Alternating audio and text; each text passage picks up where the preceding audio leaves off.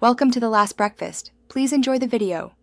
You'll begin by picking one clear target language and setting your phone or browser to translate from your native language.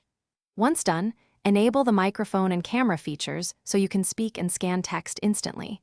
Make sure offline language packs are installed for travel. Start with a tiny phrase set, 5 to 10 phrases, then use the phrasebook and star tool to save them.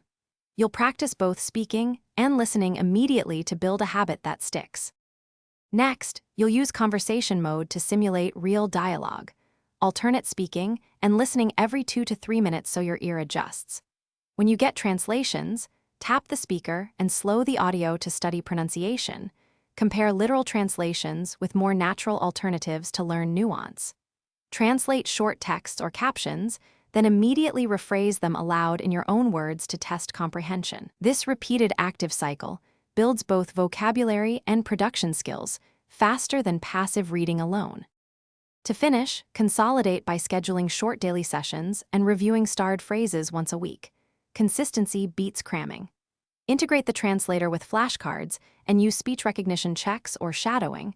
Repeat audio immediately after the voice to mimic rhythm and intonation. Record yourself and compare. If translations become inconsistent or audio fails, reset or reinstall offline language packs, clear the app cache, and switch input method from voice to text. That usually fixes recognition glitches and keeps your practice uninterrupted.